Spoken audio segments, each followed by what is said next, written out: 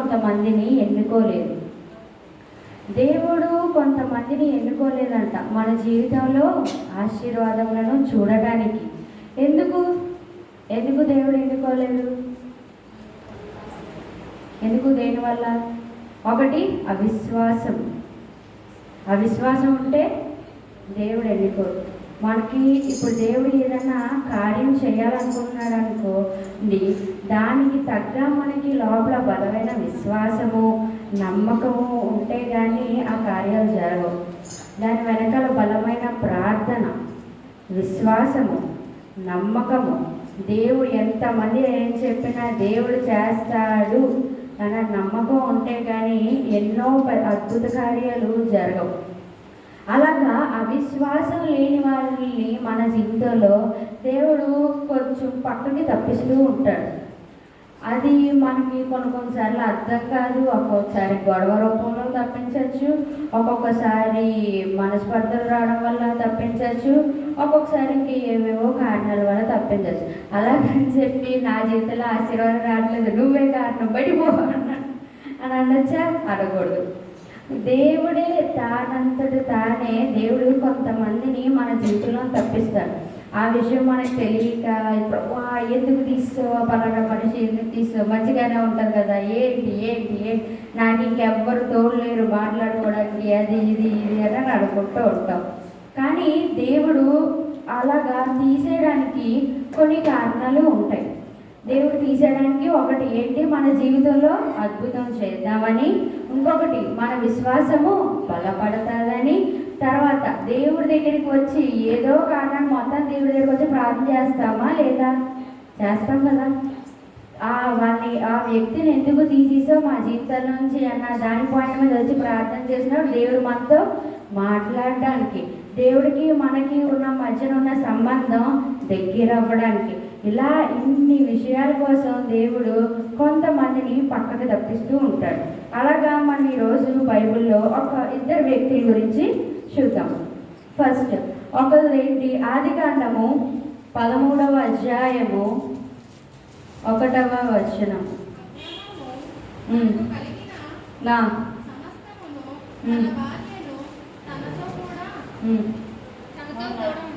నన్న లోతును వెంటబెట్టుకొని అబ్రహాము వెండి బంగారము పశువులు కలిగి బహు ధనవంతుడై ఉండెను. అతడు ప్రయాణము చేయొచ్చు దక్షిణము నుండి బేతేలుకు వరకు, అనగా బేతేలుకును హాయిగిరి మధ్య తన గుడారము మొదట ఉండిన స్థలము వరకు వెళ్ళి తాను మొదట బలిపీఠము కట్టిన చోట చేరెను. అక్కడ అబ్రహాము యెహోవా నామమున ప్రార్థన చేసెను. 6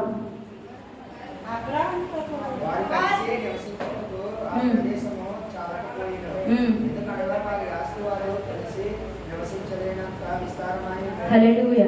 ఇక్కడ ఏమైంది, అబ్రహాము సారా ఇద్దరు భార్యాభర్తలు, వారికి పిల్లలు లేరు.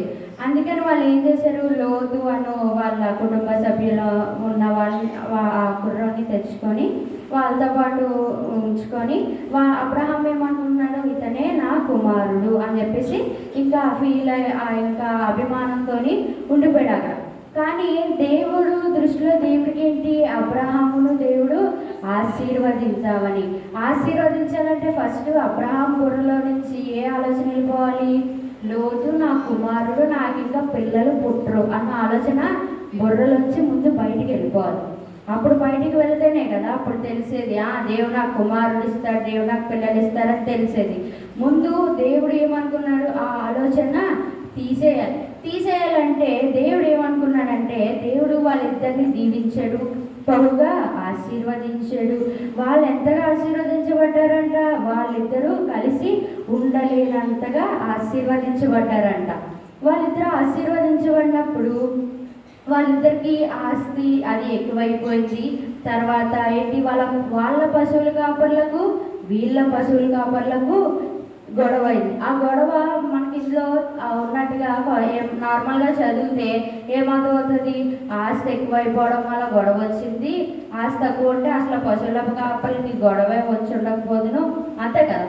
అలాగే కదండి అనుకుంటాం. కానీ ఆ గొడవ అది ఆత్మీయంగా దేవుళ్ళు మోకాలేసి ప్రార్థన చేసినప్పుడు దేవుడు చెప్పిన విషయం ఏంటంటే ఆ గొడవ దేవుడే పెట్టాడు.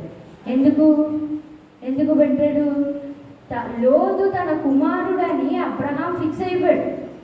ఇంకా నాకు పిల్లలు పుట్టట్లేదు కాబట్టి లోతు నా కుమారుడు అంటే ఇంకా నాకు పిల్లలు పుట్టరు అన్న థాట్ ఉండిపోయి ఇంకా లోతు నా కుమారుడు అని చెప్పేసి అనేసుకొని ఇంకా ఏంటి, ప్రభువా నాకు పిల్లల్నివ్వు అన్న ప్రార్థన చేస్తున్నాడే కానీ ఇంకా దాని గురించి ఆలోచన ఉండట్లేదు. కానీ దానికోసం దేవుడు ఏం చేశాడు? ముందు బుర్రలో ఉన్న అవిశ్వాసమైన ఆలోచనను దేవుడు తీసివేద్దామని అనుకున్నాడు. ఆ తీసివేయాలంటే ముందు ఏం చేయాలి? ఆ అవిశ్వాసమైన ఆలోచన రూపమై ఎదురుగుండా తిరుగుతున్న మనిషిని కొంచెం పక్కకి తప్పించాలి. ఆ తప్పించాలంటే ఏం చేయాలి? దేవుడు గొడవ పెట్టాడు. ఎవరికి? వాళ్ళ పశువుల కాపర్లకు వీళ్ళ పశువుల కాపర్లకు గొడవ పెట్టడం వల్ల ఇక్కడ ఏమైంది? 13వ అధ్యాయము 10వ వచనం. లోతు తన కన్నులెత్తి సొదొమ ప్రాంతమంతటిని చూచెను. యెహోవా సొదొమ గొమొర్రా అను పట్టణములను నాశనము చేయకమునుపు గొమొర్రాకు వచ్చు వరకు అదంతయు యెహోవా తోట వలెను ఐగుప్తు దేశము వలెను నీళ్లు పారు దేశమై ఉండెను. హల్లెలూయా. ఇక్కడ ఏమైంది? వాళ్ళిద్దరూ గొడవ అయినప్పుడు అబ్రహాం వచ్చి లోతు దగ్గరికి వచ్చి ఇలాగ నీ పశువుల కాపర్లకు నా పశువుల కాపర్లకు ఇలా గొడవ అవుతుంది. నువ్వు తూర్పునకు వెళ్తే నేను పడమరకు వెళ్తాను, నువ్వు దక్షిణం వైపు వెళ్తే నేను ఉత్తరం వైపు వెళ్తాను అని చెప్పి ఏమన్నాడు? అప్పుడు అలా చెప్పిన తర్వాత లోతు ఏం చేశాడంట? కన్నులెత్తి యోర్దాను ప్రాంతం అంతటిని చూసెను. యెహోవా సొదొమ గొమొర్రా అను పట్టణములను నాశనము చెయ్యక మునుపు సోయారుకు వచ్చు వరకు అదంతయు యెహోవా తోట వలె ఐగుప్తు దేశము వలెను నీళ్లు పారు దేశము వలెను ఉండెను. ఇలా కనబడడం దేవుడే అతనికి అలా కనబడేలా చేశాడు. ఇప్పుడు గొడవ అయిందండి. ఇద్దరు వెళ్ళిపోవాలనుకుంటున్నారు. ఇద్దరు విడిపోవాలనుకున్నప్పుడు ఇలా మాట అనుకున్నప్పుడు ఒకరికి ఇంకొక ప్రదేశం ఈ ప్రదేశం కన్నా అందంగానే ఉండాలి, లేదా అది సుఖంగా కనబడితే కానీ వెళ్ళరు. అంతే కదండి. ఇప్పుడు దానికన్నా ఇదే నయ్యం, తిట్లు తినేసి ఎక్కడ ఉండడం నయ్యం అని అనుకుని కన్నా అబ్బా ఆ దేశం చూడు ఎంత బాగుందో అక్కడికి వెళ్ళిపోవడం నయ్యం అని అనుకున్నప్పుడే కదా ఇద్దరు విడిపోతారు. అంతే కదండి, ఇద్దరు విడిపోతారు. కాబట్టి దేవుడు ఏం చేశాడు? లోతు యొక్క కన్నులకు దాన్ని ఎలా కనబడేటట్టు చేశాడంట? అదంతయు యెహోవా తోట వలె ఐగుప్తు దేశం వలెను నీళ్లు పారు దేశమై ఉండెను. అదంతా ఎలా కనబడ? యెహోవా యొక్క తోటలాగా కనబడ్డది. కనబడగానేమో ఆ మూట ముళ్ళు అన్నీ సర్దుకొని వెళ్ళిపోయిన తర్వాత అబ్రహాంకి ఏమైంది? బాధ అనిపించి ఎక్కడికి వచ్చాడు? దేవుని దగ్గరికి వచ్చి ప్రార్థన చేశాడు. ప్రార్థన చేసినప్పుడు అప్పుడు దేవుడు ఏం చెప్పాడండి? ఇదిగో నీ కన్నులెత్తి నీవు ఉన్న చోట నుండి ఉత్తరపు తట్టు, దక్షిణపు తట్టు, తూర్పు తట్టు, పడమట తట్టు చూడుము. ఎందుకనగా నీవు చూచుచున్న ఈ దేశమంతటిని నీకును నీ సంతానమునకును సదాకాలము ఇచ్చేదను. హల్లెలూయా. అప్పుడు ప్రార్థన చేసినప్పుడు అప్పుడు దేవుడు తన యొక్క ఆలోచన గురించి చెప్పాడు.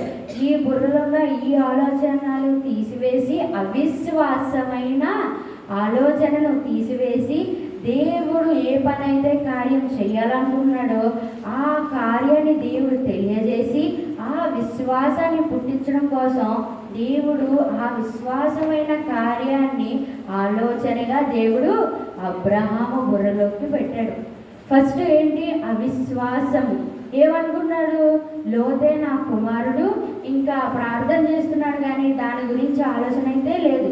ఎందుకు? చూడగానే కళ్ళెదురున్న లోతుండడం వల్ల ఏమైంది? మంచిగా ఉన్నాడు, గొప్పగా ఆశీర్వదింపబడ్డాడు అని చెప్పేసి అనుకున్నాడు. కానీ దేవుని ఆలోచన ఏంటి? వాళ్ళ పిల్లల్ని దేవుడు గొప్ప సంతానంగా చేద్దామని ఆలోచన. ఆ ఆలోచన జరగాలంటే ఈ అవిశ్వాస రూపమైన ఎదురుగుండా తిరుగుతున్న వాళ్ళని పక్కకి తొలగించాలి. ఆ తొలగించినప్పుడు అతను ఏం చేశాడు? ప్రార్థన చేయడం వల్ల దేవుడు వెంటనే వచ్చి మాట్లాడి, ఇదిగో చుట్టూ వైపులు చూడు, నీకు ఇదంతయు నేను నీకు సంతానమును కలుగజేసేదనని చెప్పేసి చెప్పాడు దేవుడు. దీనివల్ల ఏమైంది, అబ్రహాం ఏమనుకుంటాడు, నా జీవితంలోంచి ఒకరు వెళ్ళిపోయారు, కానీ నేను ఒంటరి వాడిని అయిపోయాను, నాకు పిల్లలు లేరన్న ఆలోచన ఇప్పుడు ఉంటుందా? ఉండదు. ఇప్పుడు ఏ విశ్వాసంతో ఉంటాడు, దేవుడు నాకు పిల్లల్ని ఇస్తానని చెప్పాడు అని ఆ విశ్వాసం గురించి కనిపెట్టుకుంటూ ప్రార్థన చేయడం అన్నది సరే ఉంటుంది. ప్రార్థన అన్నది మారుతుంది. నెక్స్ట్ ఇంకొకసారి ఏమవుతుంది, సొదొమ గొమొర్రా వీళ్ళందరి మీద మళ్ళీ గొడవ అవుతుంది. వాళ్ళు వచ్చి వీళ్ళని పట్టుకెళ్ళిపోయిన తర్వాత అప్పుడు మళ్ళీ వచ్చి, ప్రభువా ఏంటిది, నాకు సంతానం కలుగు చేయి అని చెప్పేసి ఏడ్చినప్పుడు అప్పుడు ఏమవుతుంది, దేవుడు అంటాడు, ఈ సంతానమును ఇసుక రేణువుల వలె చేసేదను అని చెప్పేసి చెప్తాడు. విస్తరింప చేసేదను అంటే దేవుడు ఫస్ట్ లోతు వెళ్ళిపోయినప్పుడు తనకి బాధ కలిగినప్పుడు ప్రార్థన చేసుకున్నప్పుడు దేవుడు తన యొక్క ఉద్దేశం గురించి దేవుడు చెప్పినప్పుడు అలా ఉండి మళ్ళీ మధ్యలో లోతుని చూశాడు కదా. లోతుని చూసినప్పుడు అయ్యో వీడు నా కుమారుడు అనుకున్నాను, మేమిద్దరం విడిపోయామే అని చెప్పి బాధ కలిగినాడు. మళ్ళీ దేవుడు మాట్లాడి, నువ్వు అలాగే బాధపడకు, నేను సంతానమును ఇసుక రేణువుల వలె చేసేదను అని చెప్పాడు. ఇప్పుడు ఏమైంది, లోతు వెళ్ళడం వల్ల అబ్రహాము దేవుడు చెప్పిన విషయాలను బుర్రలో విశ్వాస రూపమైన ఆలోచన కలిగింది, దాని మీద దృష్టి కలిగింది.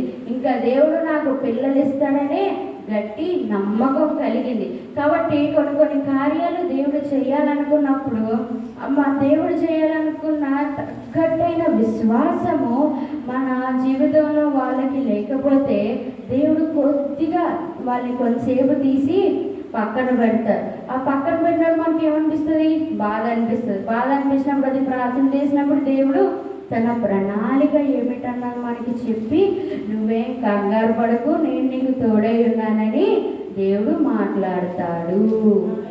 హల్లెలూయా. ఇక్కడ ఏమైంది, అబ్రహాము అవిశ్వాసం ఆయన లోతుని తీసేయడం వల్ల అబ్రహాముకి ఏమొచ్చింది, 2 వాగ్దానాలు వచ్చాయి. ఏంటి, నీ సంతానమును ఇసుక రేణువుల వల్ల విస్తరింపు చేస్తాను, తర్వాత నీ చుట్టుపక్కల చూడు ఇదంతయు నీ సంతానము అని చెప్పేసి చెప్పాడు. ఇంకొకరి గురించి చూద్దాం, యోసేపు గురించి చూద్దాం. ఆదికాండము 37వ అధ్యాయము 7వ వచనం. అదేమనగా మనము చేనిలో పనలు పట్టుచుంటిమి, నా పన లేచి నిలుచుండగా మీ పనలు నా పనను చుట్టుకొని నా పనకు సాష్టాంగపడినని చెప్పాను. హల్లెలూయా. ఇక్కడ యోసేపుకు కల వచ్చింది. ఆ కల వచ్చింది వాళ్ళ ఇంట్లో వాళ్ళకి చెప్తున్నాడు. ఏం చెప్తున్నాడు, ఇక్కడ మనం చేనులో పనలు పట్టుచుంటిమి, అక్కడ నా పన లేచుచుండగా మీ పనలు నా పనను చుట్టుకొని నా పనకు సాష్టాంగపడినని చెప్పాను. దానికి వాళ్ళు అన్న వాళ్ళు ఏమన్నారు, 8వ వచనం.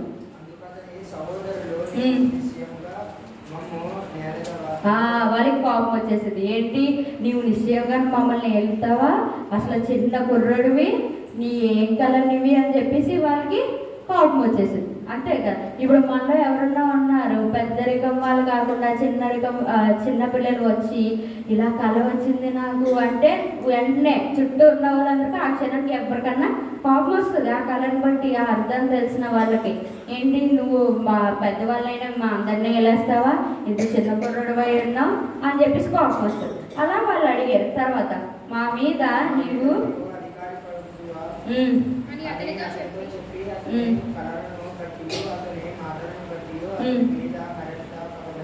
హల్లెలూయా. వీళ్ళు యాక్చువల్లీ ఏం చేశారు, పగబట్టేశారంట. ఏంటి, పగబట్టేశారు. నీ కలలేంటి, మా పనులు నీ పనకి సాష్టాంగ నమస్కారము చేయడం ఏంటి, నువ్వు మమ్మల్ని నిశ్చయముగా ఎలుదువా అని చెప్పేసి వాళ్ళకి ఇంకా మామూలుగా ఒక రేపేకలమయ కోపం వచ్చేసిందంట వీళ్ళు చూసేటప్పటికి. ఇక్కడ అవిశ్వాసులు ఎవరు, అన్నలు, యోసేపు యొక్క అన్నలు. వాళ్ళు నమ్మలేదు, ఆ కళను వాళ్ళు నమ్మలేదు. ఇక్కడ విశ్వాసంతో ఉన్నదెవరు? యోసేపు అండి. ఇప్పుడు ఇంకొక కళ చూద్దాం. తన సహోదరులకు తెలియజేసి, ఇదిగో మరి ఒక కల కంటిని. అందులో సూర్యచంద్రులను 11 నక్షత్రములను నాకు సాష్టాంగపడినని చెప్పాను. హల్లెలూయా. ఇక్కడ ఏమైంది? ఇంకొక కళలో సూర్య చంద్రులు కూడా నక్షత్రములను అతనికి సాష్టాంగ నమస్కారము చేశానంట. ఈ ముక్క వినగానే యోసేపు వాళ్ళ తండ్రికి కోపం వచ్చేస్తుంది. ఏంటి, నువ్వు మమ్మల్ని కూడా వేలుదువా అని చెప్పేసి అతనికి చాలా కోపం వచ్చేస్తుంది అనమాట. ఇప్పుడు అవిశ్వాసమైన గ్యాంగ్లో ఎవరు జాయిన్ అయ్యారు? వాళ్ళ డాడీ కూడా జాయిన్ అయ్యారు. యోసేపు వాళ్ళ నాన్నగారు కూడా జాయిన్ అయ్యారు. ఫస్ట్ ఎవరు? వాళ్ళ అన్నదమ్ములు. మొదటి కళను బట్టి వాళ్ళకి బాగా పట్టేశారు ఏకంగాని. రెండోసారి ఎవరు? వాళ్ళ నాన్నగారికి కూడా కోపం వచ్చేసింది. కానీ వాళ్ళు అదే కళను పట్టుకెళ్ళి, ప్రభువా ఏంటి నా కుమారుడు ఇలా మాట్లాడుతున్నాడు, ఇది నిజమేనా అని వాళ్ళ తండ్రి గారు అడిగితే దేవుడు చెప్పునేమో అని అనిపించింది నాకైతే. అయితే వాళ్ళు అవిశ్వాసమైన గ్యాంగ్లో వీళ్ళందరూ చేరుకున్నారు. ఇప్పుడు ఒకనొక రోజు ఏమవుతుంది, వాళ్ళ అన్నలు వాళ్ళకున్న గొర్రెలను అవన్నీ మేపుకుంటూ అలా అవతలికి వెళ్ళిపోతారు. వెళ్ళిపోయినప్పుడు యోసేపు వాళ్ళ తండ్రి యోసేపును పిలిచి తనకి కొన్ని ఆహార పదార్థములను ఇచ్చి, నీవు వెళ్ళి నీ అన్నల ఎలా ఉన్నారో ఏంటో అడిగి రమ్ము అని చెప్పేసి పంపిస్తాడు. ఆ గుర్రుడు అలా వెతుక్కుంటూ వెళ్ళి వీళ్ళు ఇంకా యోసేపు చూడబడి ఇంకా ఆ కళలన్నీ గుర్తొచ్చేటప్పటికి ఆ గుర్రోడు అంత దూరంలో ఉన్నా ఇక్కడి నుంచి వీళ్ళ ప్లాన్లు, ఈయన్ని ఎలా చంపేద్దామా, ఈయన్ని చంపేస్తే వీడి కళలు ఎలా నెరవేరునో మనమును చూద్దాము రండి అని మాట్లాడుకున్నారు. ఆ మాట దేవుడు వింటాడు. ఎందుకు వింటాడు కదా. ఇప్పుడు మన మీద వేరే వాళ్ళు ఇప్పుడు మన కళల గురించి వేరే వాళ్ళు చెప్పారు అనుకోండి. ఇప్పుడు మన కళలో వేరే వాళ్ళు ఎవరో వచ్చారు, వాళ్ళు ఏదో మనకి సాష్టాంగ నమస్కారం పెట్టినట్టు లేదా ఏదో ఒకటి అన్నది చెప్పామనుకోండి, మిగతా వాళ్ళకి ఏమవుతుంది, మన ముందు నవ్వేసి అలాగా అమ్మా అన్న లోపలికి వెళ్ళేటప్పటికి పెద్ద కోపం వచ్చేస్తుంది. ఇంకా బుద్ధిలో దిగిపోతారు కొంతమంది. అయితే అలాగంట నా మీద కల వచ్చిందంట, నేను అదంట ఇదంట అని చెప్పేసి చెప్తారు. కానీ ఇక్కడ అదే పని ఇప్పుడు చేస్తున్నారు కాదు, అప్పుడెప్పుడో యోసేపు కాలంలోనే వాళ్ళ అన్నయ్య వాళ్ళు చేశారు. ఆ యోసేపు అక్కడ ఎక్కడో అంత దూరంలో ఉన్నప్పుడే ఈ ఇక్కడి నుంచి ప్లాన్లు, ఈ నా గోతులో వేసి చంపేద్దామా, లేకపోతే ఆడు బట్టలు చింపేసి మేక రక్తంలో ముంచేసి నీ కొడుకు చచ్చిపోయాడు అని చెప్పేసి వదిలేద్దామా అని చెప్పేసి అలా ఆలోచిస్తున్నప్పుడు ఇందులో వీళ్ళ అన్నయ్య రూబెన్కి కొంచెం మంచితనం ఎక్కడో తగిలి వాళ్ళు ఏం చేశాడు, ఎందుకు అలా చేయడము, అలా వద్దు, కావాలంటే బట్టలు చింపండి కానీ వాడిని చంపద్దు, వాడిని గోతులో పడేయండి అని అనుకున్నారు. అలాగా ఆ యోసేపు దగ్గరికి వచ్చాడు. దగ్గరికి రాగానే ఆహార పదార్థములను తీసేసుకొని ఆ అంగీని చింపేసి ఆ గోతులో పడేసిన తర్వాత మళ్ళీ వాళ్ళు భోజనం చేస్తుండగా ఈ లోపల ఇష్మాయేలీలు ఇలా వెళ్తుంటే ఏం చేశాడు, మళ్ళీ అందులో ఉన్న వాళ్ళ ఒకరికి ఆలోచన వచ్చి, వీడుని తీసుకెళ్ళి ఇష్మాయేలీకి అమ్మేద్దాము, వాడెటో పోతాడు, మనకెందుకు ఆ బాధ అని చెప్పేసి మళ్ళీ తీసి వాళ్ళకి కొంత వెండితో అమ్మేశారు. కాబట్టి ఇక్కడ యోసేపు దృష్టిలో ఏంటి, తను చాలా శ్రమలను ద్వారా వెళ్తున్నట్టు, అంతేనా కాదండి? యోసేపు దృష్టిలో ఏమనుకుంటాడు, బాబో ఎందుకు పుట్టాడు రా బాబు, ఓ 2 కథలు చెప్పానో లేదో వీళ్ళు నా బట్టలు చింపేశారు, గొడ్లో పడేశారు, మళ్ళీ తీసి మళ్ళీ వాళ్ళు ఎవరికి అమ్మేశారు, వీళ్ళు ఎవరో నాకు తెలియదు ప్రభువా అని చెప్పేసి టెన్షన్, బాధ, ఏడుపు మొత్తం అన్నీ కలిపి వచ్చేస్తాయి. అవునా కాదా? అంతే కదండి. ఇప్పుడు తన దృష్టిలో అది యోసేపు, కానీ యోసేపు వాళ్ళ అన్న దృష్టిలో ఏంటి, అమ్మయ్య ఈడు గోద వదిలిపోయిందిరా బాబు, ఇంకా మనకి కళలు చెప్పేవాడు ఎవ్వడు ఉండడు, మన జీవితం ఏదో మనం బతకచ్చు. మనం వీడికి సాష్టాంగ నమస్కారాలు చేయక్కర్లేదు, మా తండ్రి కూడా సాష్టాంగ నమస్కారాలు చేయక్కర్లేదు. ఆ కళలు ఏమవుతాయి, ఇంకా నెట్టిపోతాడో ఇంక మనకెందుకు అన్నట్టుగా ఇంక వాళ్ళు వదిలేశాడు. ఇంక వాళ్ళు వదిలేసినప్పుడు ఇక్కడ యోసేపుని దేవుడు వదిలేశాడా? వదలలేదు. యోసేపుని దేవుడు వదిలేశాడా? వదలలేదు. కానీ యోసేపు అలా అమ్మేసినప్పుడు అలాగా వెళ్ళిపోయిన తర్వాత ఫరో అక్కడికి ఐగుప్తుకి వెళ్ళిపోయారు. ఐగుప్తుకి వెళ్ళిపోయిన తర్వాత ఒక యజమానుని ఇంటిలో తన్ని పనికర్త కింద పెట్టుకున్నారు. ఆ తర్వాత దేవుడు అతను ఏ పని అయితే ముట్టుకుంటున్నాడో దేవుడు ఆ పనిని ఆశీర్వదిస్తున్నాడు. అతను ఏ కార్యం అయితే చేస్తున్నాడో దేవుడు ఆ కార్యాన్ని ఆశీర్వదిస్తున్నాడు. యోసేపు వాళ్ళ ఇంట్లో అడుగు పెట్టినప్పటి నుంచి వాళ్ళకన్నీ ఆశీర్వాదాలే. ఇదంతా ఎవరు గమనించారు? ఆ ఇంట్లో ఉన్న ఆ పెద్ద వ్యక్తి, అంటే ఒక అధికారి ఎవరైతే ఆ యోసేపుని ఇంట్లో పెట్టుకున్నాడో తన పని నిమిత్తము అతను గమనించాడు. గమనించి ఇంకేం చేశాడంటే ఇతను ఏ పని అయితే చేస్తున్నాడో ఆ పని అంతా దేవుడు ఆశీర్వాదిస్తున్నాడని అతను ఏం చేశాడు, మొత్తం పట్టుకెళ్ళి యోసేపు చేతిలో పెట్టేసి యోసేపు యొక్క అధికారానికి ఇచ్చేశాడు. ఇలాగా యోసేపు ఎప్పుడన్నా మొత్తం ఇంటి యొక్క అధికారానికి ఎప్పుడన్నా నిల్చున్నాడు? ఇంతకుముందు నిల్చోలేదు. వాళ్ళ అన్నయ్యలే, ఎప్పుడు వాళ్ళ అన్నయ్యలే, అంతేనా? ఇంతకుముందు ఎప్పుడన్నా నిల్చున్నాడా? నిల్చోలేదు. ఆ కళలు చెప్పడం వల్లే ఇంట్లోకి బయటికి పెట్టేశారు. అది అలాంటిది ఇలా నేను కొంతసేపు చూసుకుంటాను అని ఊరుకుంటారు, ఊరుకోరు కదా. అయితే అలా జరిగింది. వాళ్ళు అతను ఏం చేశాడు, మొత్తాన్ని అతని చేతికి అప్పగించి తర్వాత ఏం చేశాడు, అతను దానివల్ల అలా అభివృద్ధి పొందడం వల్ల ఈ లోపల సాతాను ఏం చేసింది, ఆ అధికారి యొక్క భార్య లోపలికి దూరింది. ఏం చేద్దామని, దేనికోసం? ఇతరులో ఉన్న విశ్వాసమును పోగొట్టేద్దామని, ఇతరులో ఉన్న విశ్వాసమును అనగగొట్టేద్దామని, ఇతరులో ఉన్న విశ్వాసము తోసి వేసేద్దామని ఈ ప్లాన్లతో ఆఖరికి సాతానుడు అందులో అడుగుపెట్టి ఆ అధికారి యొక్క భార్య ద్వారా ఎన్నో బాధలు యోసేపు అనుభవించాడు. ఆఖరికి ఆ సాతానుడు ఏమనుకున్నాడంటే, అమ్మయ్య నేను అనుకున్న పని కార్యం అయిపోయింది. ఏమైంది, అలా అతను యోసేపు మీద చెప్పి వాళ్ళ ఆయనకి చెప్పింది. వాళ్ళ ఆయనకి చెప్పడం వల్ల వాళ్ళ ఆయన ఏం చేశాడు, యోసేపు ఎక్కడ ఉన్నాడో పట్టించి తీసుకెళ్ళి జైల్లో వేసేసాడు. అప్పుడు సాతానుకి ఎలా ఉంటుంది, అమ్మాయి అనుకున్న కార్యం జరిగిపోయిందిరా బాబు, వీడి జైల్లో వచ్చి బయటికి రాడు, వీడి ఇందులో ఉంటాడు, ఒకవేళ ఇంకా ఏమన్నా చేస్తే ఎక్కువగా చేస్తే వీడిని ఊరు తీసేస్తారు అన్న ఉద్దేశంతో సాతాను సాటిస్ఫై అయిపోయి వెళ్ళిపోయాడు. కానీ దేవుడు యోసేపుని వదిలేశాడా? దేవుడు ఏం చేశాడు, అక్కడున్న జైలు వాళ్ళందరికీ హెడ్గా నియమించాడు. ఇక్కడ ఇంట్లో నుంచి లీస్ట్లో ఉన్న అతను అక్కడికి వెళ్ళినప్పుడు ఏమైంది, అందరికీ హెడ్గా ఉండిస్తూ వచ్చాడు. ఆ అధికారి వాళ్ళ ఇంటికి వెళ్ళాడు, ప్రతి దానికి అతనే అధికారి అయిపోయాడు.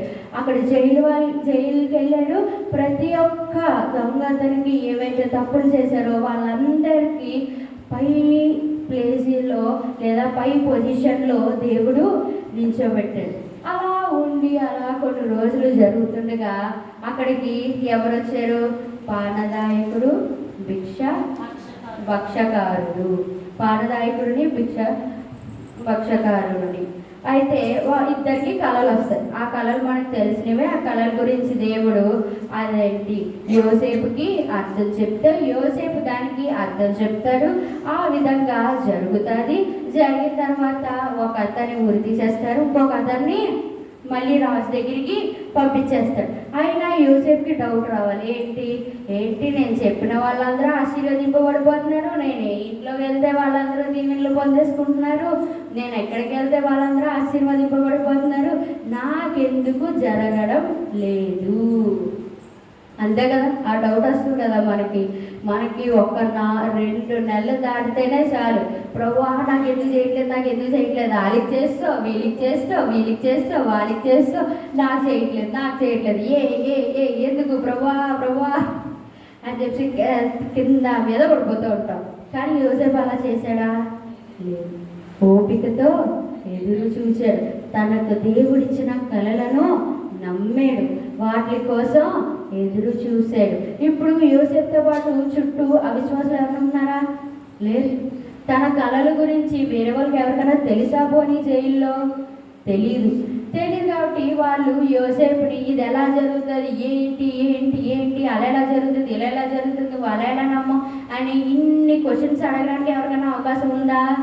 లేదు. అంటే తన యొక్క విశ్వాసమును పాడు చేయడానికి అక్కడ ఎవ్వరూ లేరు. తన విశ్వాసంలో ఇంకా తను ఎదగడానికి తనకు టైము దొరికింది. జైలు అంటే పెద్ద పనేం ఉండదు కదా, తినడం పోని వాళ్ళతో పాటు ఉండడం, ఎక్కువగా ప్రార్థనలో గడపడానికి ఎక్కువ సమయం దొరుకుతుంది. అవునా కాదండి? ఇప్పుడు అక్కడ అధికారితో ఉండడం వల్ల అన్ని పనులు ఇతనే చూసుకోవాలి. ప్రతి ఒక్కటి చేసుకోవడం వల్ల పొద్దు నుంచి లేచేవాడికి లెక్కలు రాసుకోవడం, అది రాసుకోవడం, ఉన్నదా లేదా, ఇతను తెచ్చాడా లేదా, ఇతను పంపించాం వెళ్ళేదా లేదా అని బిజీగా ఉంటారు. ప్రతి ఒక్కరు వాళ్ళ యొక్క పనుల్లో బిజీగా ఉంటారు. కానీ ఇక్కడికి ఏమైంది? దేవుడితో టైం గడపడానికి సమయము దొరికింది.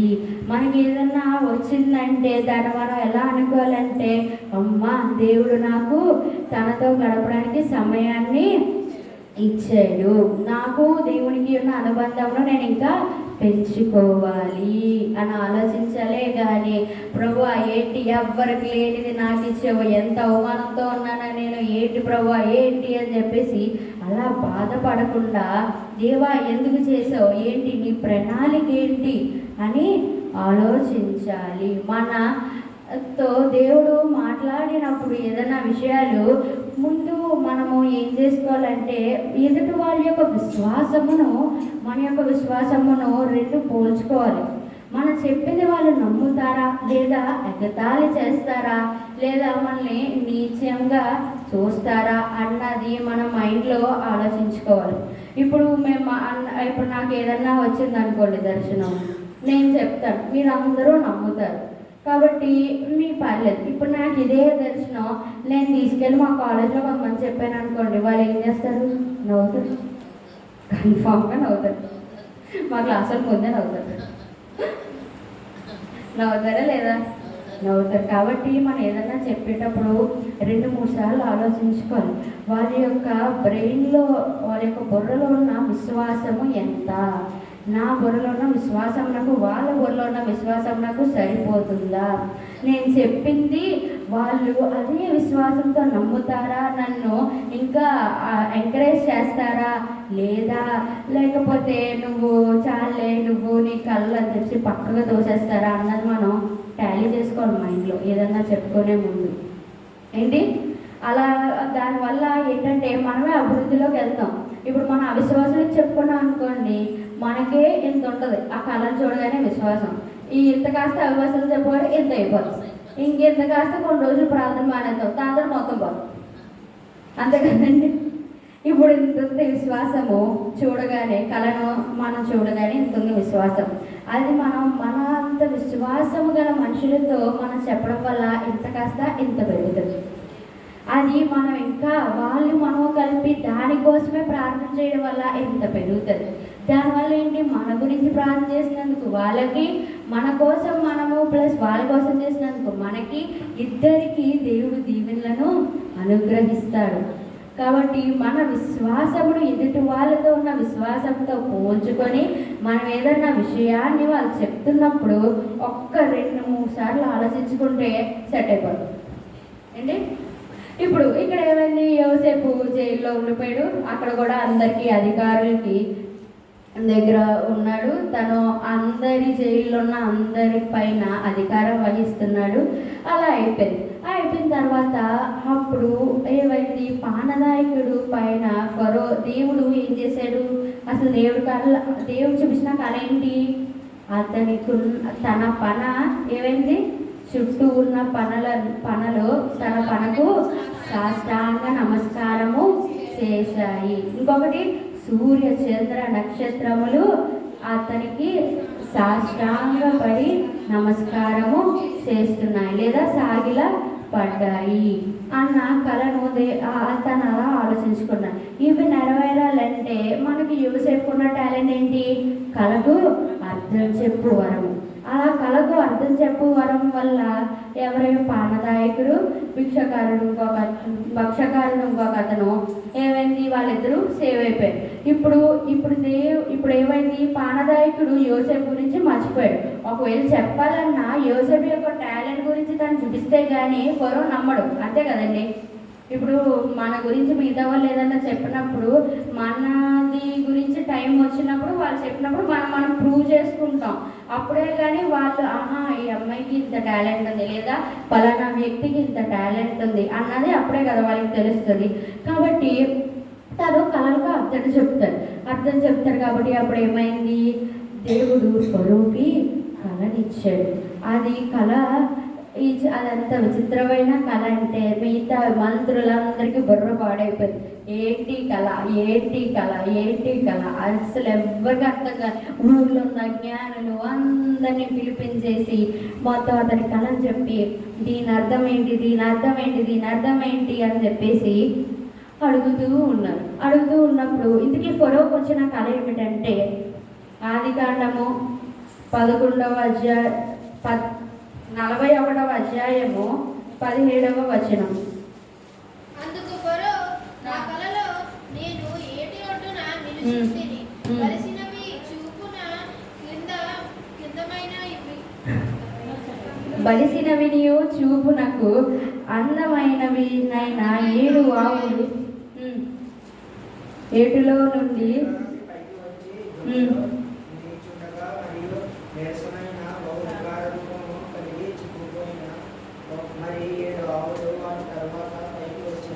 హల్లెలూయా. ఇక్కడ ఏమైంది, బలిసినవి అందమైనవి ఉన్న 7 ఆవులు అక్కడ మేస్తున్నాయంట. అది కాకుండా పక్క నుంచి నీరసమైన మరి 7 ఆవులు వచ్చాయంట. ఆ వచ్చి నీరసమైన 7 ఆవులు ఏం చేసినాయి, బలిసిన ఆవులను తినేసినాయి అంట. తర్వాత ఇంకొక ఏమిటి,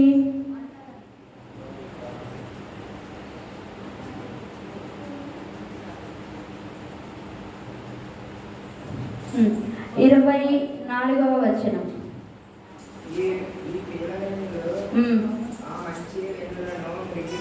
హల్లెలూయా. ఇక్కడ ఏమైంది, ఫస్ట్ ఏంటి, బలిసిన 7 ఆవులను నీరసమైన 7 ఆవులు తినేసాయి. తర్వాత ఏంటి, పీల వెన్నులు మంచివైనవి చెడ్డగా ఉన్న పీల వెన్నులు వచ్చి తినేసాయి. ఇదేంటో ఆ కళకు అర్థం చెప్పమని ఫరో అందరినీ అడిగాడు. ఎవరు చెప్పలేకపోతే అప్పుడు పానదాయకుడికి దేవుడు గుర్తు చేస్తున్నాడు. నీకు యోసేపు కళ చెప్పాడు కదా, యోసేపుని పిలిపించి అని దేవుడు గుర్తు చేసినప్పుడు ఆ పానదాయకుడికి యోసేపు గుర్తుకొచ్చి తనకి జరిగినదంతా చెప్పి తన్ని పిలిపించినప్పుడు యోసేపు వచ్చి ఫస్ట్ ఎవరిని మహిమపరిచాడు, దేవుని మహిమపరిచాడు. ఆ పొజిషన్ వరకు రావాలంటే ఎవరు కరుణ వల్ల వచ్చాడు, దేవుని యొక్క కరుణ, దేవుని యొక్క కృప వల్ల అతను ఇక్కడికి వచ్చాడు. తర్వాత ఏమైంది, వాళ్ళు చెప్పినప్పుడు అప్పుడు యోసేపు ఏం చెప్పాడు, మొదటి 7 సంవత్సరంలో మంచి పంట వస్తుంది, తర్వాత మనకి 7 సంవత్సరంలో కరువు వస్తుంది, కాబట్టి దానికోసం మనం ప్రతి ఒక్కటి దాచిపెట్టుకోవాలని చెప్పాడు. ఈ కళను చెప్పగానే ఇంకా ఫరోకి ఎక్కలేని ఆనందం అంతా వచ్చేసి ఏం చేసేసాడు, చివరికి రాజును చేసేసాడు, రాజుగా అయిపోయాడు. అంటే తన కళలో సగం కళ నెరవేరిపోయినట్టే కదా. ఎక్కడి నుంచి ఇక్కడ ఐగుప్తులో రాజు అవ్వాలంటే అక్కడి నుంచి గుంట్లో పడేయడం, తర్వాత ఇష్మాయేల్ వచ్చి తీసుకెళ్ళిపోయిన తర్వాత అక్కడ ఒక ఇంట్లో ఒక అధికారి కింద పనిచేయడం, తర్వాత జైలుకి వెళ్ళడం, అక్కడ వాళ్ళ కళలు అర్థం చెప్పడం, వాళ్ళ కళల వల్ల వాళ్ళు రక్షింపబడడం, తర్వాత ఫరో యొక్క కళ రావడం, ఫరో యొక్క కళ వల్ల అతను పైకి రావడం, పైకి వచ్చి అతనితో దేవుడు మాట్లాడినట్టుగా తను చెప్పడం వల్ల ఏమయ్యాడు, యోసేపు రాజు అయిపోయాడు. అలా 7 సంవత్సరాలు బాగా గడిచిపోయిన తర్వాత కరువు వచ్చినప్పుడు అందులో చివరిలో మధ్యలోనే యోసేపు వాళ్ళ అన్నలు వచ్చి యోసేపుకి సాష్టాంగ నమస్కారము చేశారు. కాబట్టి ఫస్ట్ కళ ఏంటి, నా పనులు వేచుండగా మీ పనులన్నీ నాకు సాష్టాంగ నమస్కారము చేసి వెళ్ళేటప్పటికి ఇంకా ఆ కళ నెరవేర్పిందా లేదా? నెరవేరేది. కానీ ఈ లోపల యోసేపు అవిశ్వాసము పడడానికి ఎన్ని అవకాశాలు ఉన్నాయి, చాలా అవకాశాలు ఉన్నాయి. అసలు గొంట్లో పడేసినప్పుడే ఎందుకురా బాబు అనుకోవాలి, ఇస్మాయిల్ కప్ చెప్పేసిన తర్వాత బాబోయ్ ఏంటిది అనుకోవాలి. తర్వాత ఆ అధికారి దగ్గరికి వెళ్ళినప్పుడు వాళ్ళ ఆవిడలో ఉన్న సాతాను వల్ల అక్కడ విశ్వాసం వచ్చేయాలి. తర్వాత అక్కడ జైల్లో పడేసిన తర్వాత వాళ్ళ కళలు చెప్పిన తర్వాత వీళ్ళందరూ బాగుపడిపోతున్నారు కానీ నాకేం జరగట్లేదు అని అక్కడ విశ్వాసం పడాలి. కానీ ఎక్కడ విశ్వాసము పడకుండా విశ్వాసముతో దేవుని వైపు చూస్తూ నమ్మకంతో ఉండడం వల్ల అతనికి కళలు నెరవేరాయి. పైగా దేవుడు కూడా మంచి అద్భుతమును చేశాడు. కాబట్టి దేవుడు ఇక ఫస్ట్ దానిలోండి అబ్రహాముకు సంతానం ఇవ్వాలి అంటే అవిశ్వాసమైన లోతుని పక్కకి తప్పించాడు. తర్వాత ఇక్కడ యోసేపు దాంట్లో తన యొక్క దేవుడిచ్చిన కళలు జరగాలి అంటే వాళ్ళ అన్నలను వాళ్ళ తండ్రిని తప్పించాడు. కాబట్టి దేవుడు మన జీవితంలో కొన్ని అద్భుతాలు చెయ్యాలంటే మనకున్నంత విశ్వాసము తగ్గట్టు మిగతా వాళ్ళకి ఉండాలని మనము ప్రార్థన చెయ్యాలి. లేకపోతే ఏమవుతుంది, దేవుడు ఎలా తప్పిస్తాడో తెలియదు, ఎక్కడ ఏ విధంగా పక్కన పెడతాడో తెలియదు. కాబట్టి దేవుడు మనల్ని రక్షించాలి. కాబట్టి మనతో పాటు వాళ్ళని కూడా రక్షించాలి. కాబట్టి ఏం చేయాలి, ప్రభువా నాతో పాటు ఉన్న వాళ్ళందరికీ నాకెంతైతే విశ్వాసం ఇచ్చావో వాళ్ళకి కూడా అంత రెట్టింపు విశ్వాసం ఇయ్యి, మా విశ్వాసాలు ఇంకా బలపడడానికి సహాయం చేయండి. అబ్రహాము జీవితంలో ఉన్న లోతులాగా యోసేపు జీవితంలో ఉన్న అన్నదమ్ముల్లాగా మేము పక్కకి వెళ్ళిపోకుండా నీవు చెప్పిన కలలను నీవు చేసే కార్యాలను మేము నమ్మి నీలో విశ్వాసం ఉంచడానికి సహాయం చేయమని అడగడం వల్ల మనం వీళ్ళ వల్లే పక్కకి తప్పించబడిన వాళ్ళం అవ్వం. దేవుని యొక్క విశ్వాసం, దేవుని యొక్క అద్భుతమునకు దారిలో మనం నడిచిన వారము అవుతాము. కాబట్టి ఈ చిన్న వాక్యాన్ని దేవుడు దీవించి ఆశీర్వదించును గాక. ఆమేన్.